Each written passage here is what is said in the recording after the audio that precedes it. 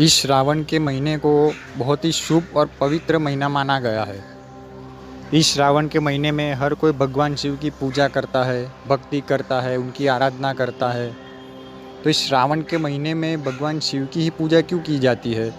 इस श्रावण का महीना भगवान शिव को अति प्रिय होता है, तो क्यों भगवान शिव के लिए ये महीना माना गया है कि ये महीना भगवान शिव का ही महीना होता है। इसमें भगवान शिव की पूजा की जाती है, भक्ति की जाती है।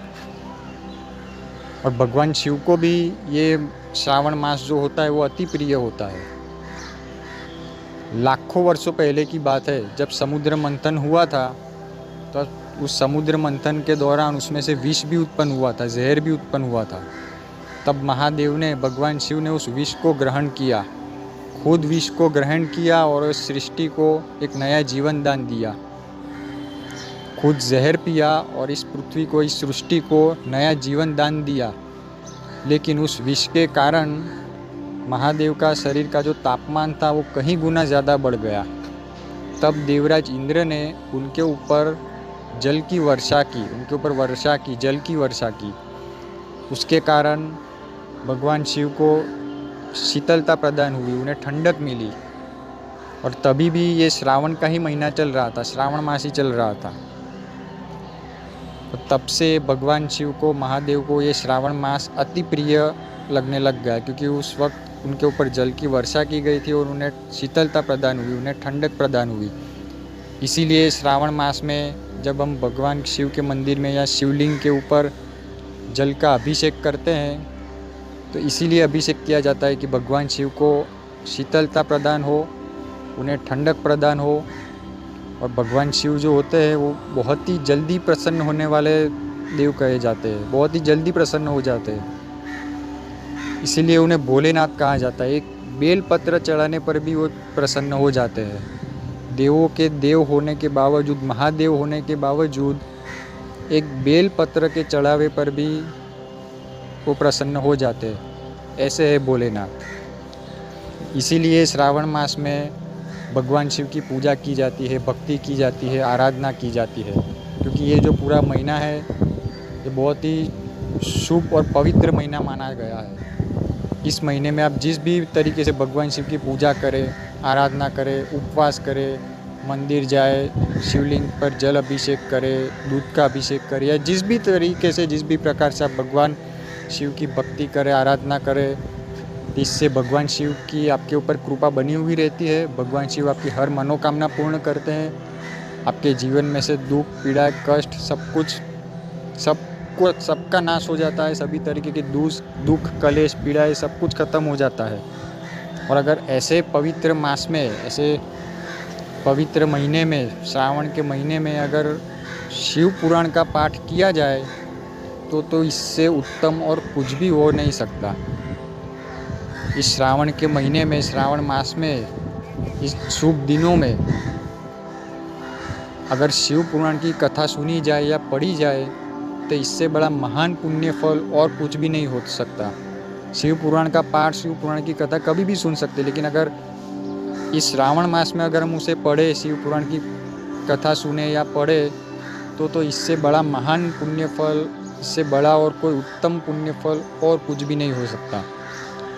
और शिव पुराण में खुद माता पार्वती ने, भगवान शिव ने ये बात कही हुई है कि जो भी जीव, जो भी मनुष्य अपने जीवन काल के दरमियान शिव पुराण की कथा सुनता है या शिव पुराण का पाठ करता है, शिव पुराण की कथा पढ़ता है, उसे जीवन में भोग और मोक्ष दोनों ही सहज प्राप्त हो जाते हैं। वो अपने सर्व प्रकार के पापों से मुक्त हो जाता है। उसके सारे दुख, पीड़ा, वेदनाएं, सब कुछ, कष्ट, सब कुछ मिट जाते हैं। उसे भोग और मोक्ष दोनों ही की प्राप्ति हो जाती है।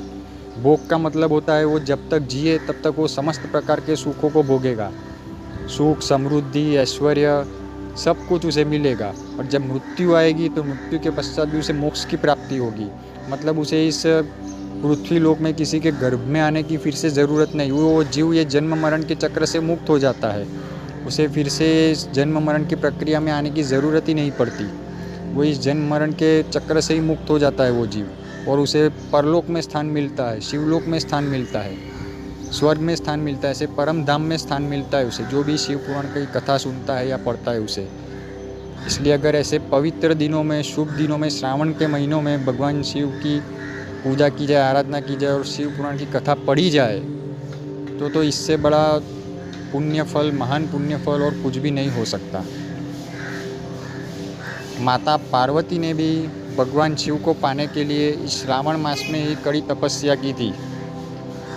कड़ी तपस्या की थी माता पार्वती ने भी, कठोर तपस्या की थी। और वो तपस्या इतनी कठोर थी कि वो जो तप किया था माता पार्वती ने, उसके कारण जो वो तप का जो वेग था, जो ऊर्जा थी, जो पावर थी, वो इतनी थी कि उस वेग, उस ऊर्जा को के कारण तीनों लोग डामाडोल हो चुके थे। इतना पावर था, उतनी ऊर्जा थी उस तप में। इतना कठोर तप किया था माता पार्वती ने भी भगवान शिव को पाने के लिए कि वो जो ऊर्जा जो बनी, जो वेग जो था, वो पावर था उस तपस्या का, वो इतना वेग था, उतना पावर था, उतना तप उतना था कि तीनों लोग डामाडोल हो चुके थे। इतनी कठोर तपस्या की थी माता पार्वती ने भगवान शिव को पाने के लिए।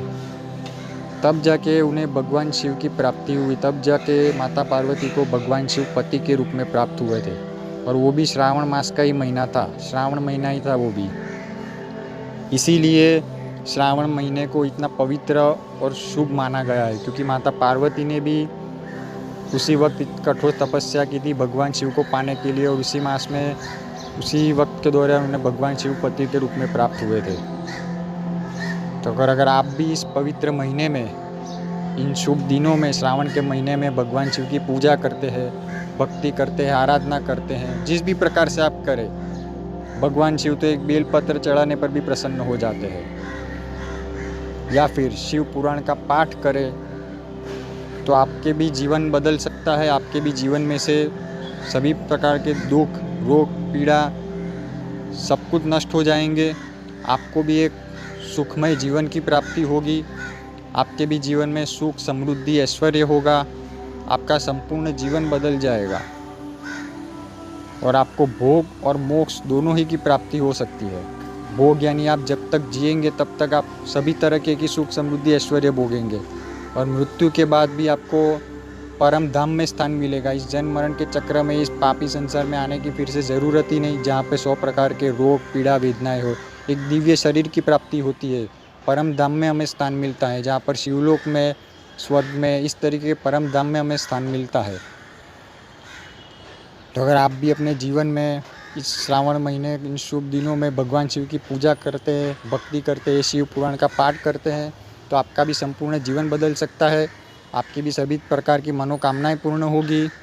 आपके भी जीवन में से दुख, दरिद्रता, रोग सभी नष्ट हो जाएंगे, और आपके भी जीवन में सुख, समृद्धि, ऐश्वर्य आएगा, और आपका संपूर्ण जीवन बदल जाएगा, और आपको भी भोग और मोक्ष दोनों ही की सहज ही प्राप्ति हो जाएगी। अगर वीडियो अच्छी लगी तो वीडियो को लाइक एंड सब्सक्राइब ज़रूर कीजिए। मिलते हैं अगले वीडियो में। ओम नमः शिवाय।